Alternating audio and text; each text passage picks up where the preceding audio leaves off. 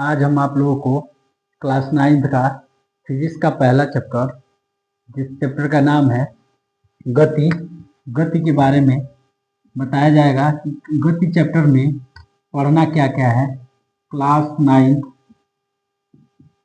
सबसे पहले जानना जरूरी है कि इस चैप्टर में पढ़ना क्या क्या है। पहला हमारा टॉपिक है गति, दूसरा जो है वो है विरामावस्था, तीसरा जो टॉपिक है सदिश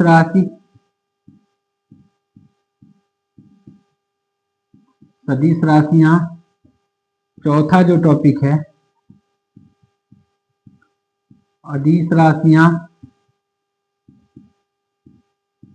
पांचवा जो है दूरी, छठवां विस्थापन। फिर आप पढ़ेंगे सातवां दूरी और विस्थापन में अंतर। फिर आप पढ़ेंगे चाल किसे कहते हैं। चाल में पढ़ेंगे एक समान चाल।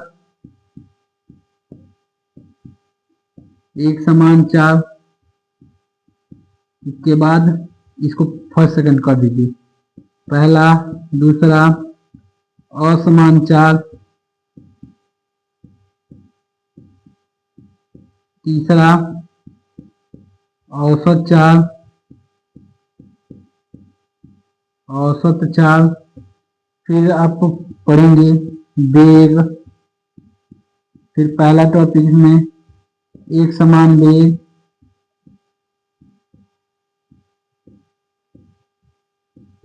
फिर पढ़ेंगे आप लोग असमान वेग,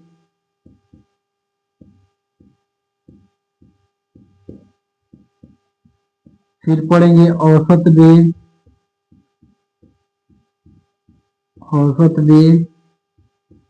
ये हो गया 9। 10वां टॉपिक आप पढ़ेंगे त्वरण। फिर इसमें पढ़ेंगे एक समान त्वरण,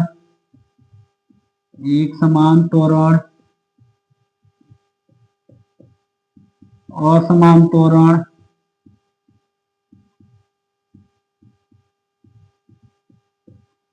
फिर आप 11वां टॉपिक पढ़ेंगे, कुछ ग्राफ के बारे में बताया जाएगा। इसके बाद ग्राफी निरूपण। फिर आप पढ़ेंगे गति का समीकरण। जो गति का समीकरण होता है, पहला v बराबर u प्लस at, दूसरा s बराबर ut प्लस हाफ at स्क्वायर, और तीसरा जो होता है v square equal to u square plus 2as। इतना टॉपिक इसमें बीच में हमारा 10वां के बाद हमारा आएगा निरूपण, जो ग्राफ विधि द्वारा हम निरूपित करेंगे। तो पहला टॉपिक हमारा है कि गति कहते किसे हैं। जैसे ही गति हमारा पहला टॉपिक है कि गति कहते किसे हैं। तो गति को इंग्लिश में मोशन बोलते हैं। तो इसका डिफिनीशन हो जाएगा, जब कोई वस्तु समय के साथ अपनी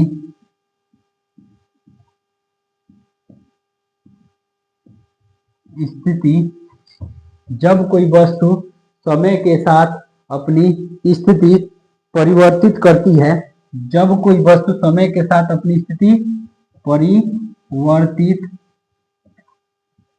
परिवर्तित करती है,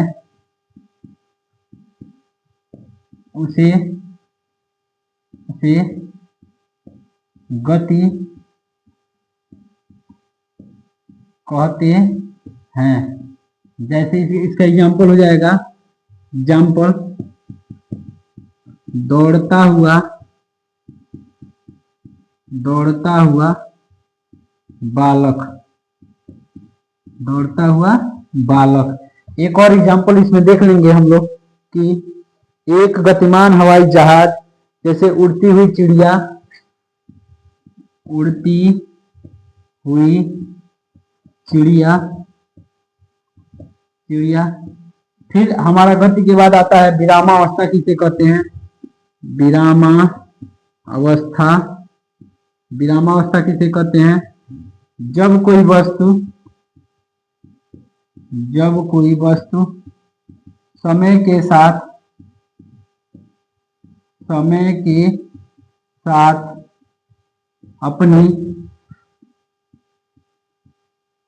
अपनी स्थिति परिवर्तित नहीं करता है, उसे विरामावस्था कहते हैं। जैसे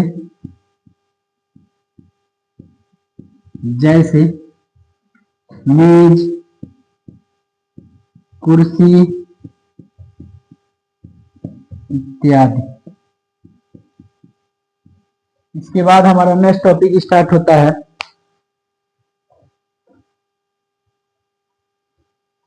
इसके बाद हमारा तीसरा टॉपिक है सदिश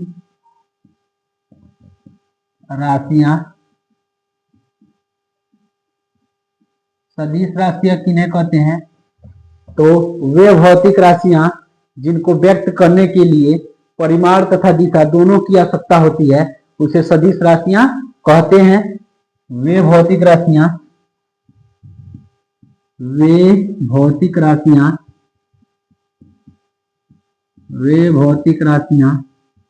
जिनको व्यक्त करने के लिए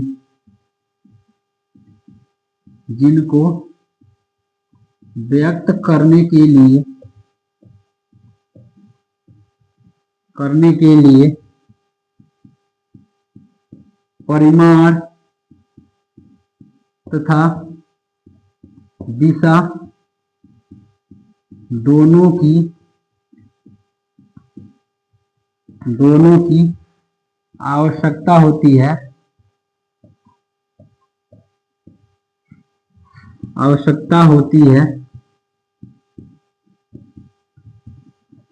सदिश राशियां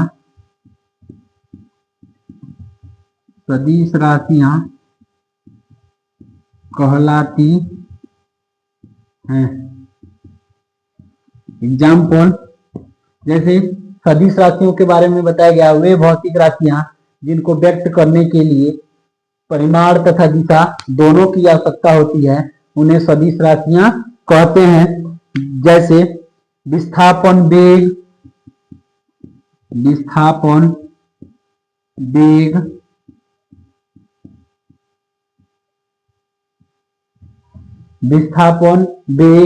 और हमारा आ जाएगा इसमें त्वरण, बल, संवेग इत्यादि। तो सदिश राशियां वे भौतिक राशियां जिनको व्यक्त करने के लिए परिमाण तथा दिशा दोनों की आवश्यकता होती है, उन्हें सदिश राशियां कहलाती हैं। जैसे हमारा हो जाएगा विस्थापन, वेग, त्वरण, बल, संवेग, और भी राशियां होती हैं। और इसके बाद हमारा चौथा टॉपिक है अदिश राशियां। अदिश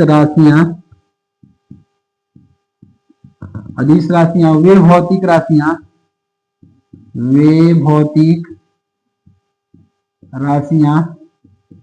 जिनको व्यक्त करने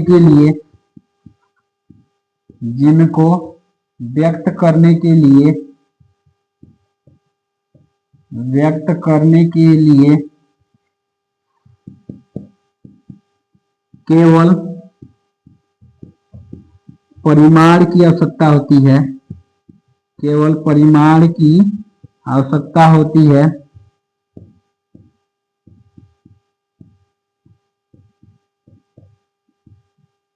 केवल परिमाण की आवश्यकता होती है। अदिश अदिश राशियां कहलाती हैं। अदिश राशियां कहलाती हैं जैसे जैसे एग्जाम्पल इसका लिख लेंगे हम लोग। दूरी हो जाएगा, दूरी, चाल। तो अदिश राशियां वे भौतिक राशियां जिनको व्यक्त करने के लिए केवल परिमाण की आवश्यकता होती है, दिशा की नहीं, उन्हें अदिश राशियां कहते हैं। जैसे दूरी, चाल, कार्य, ऊर्जा, घनत्व इत्यादि।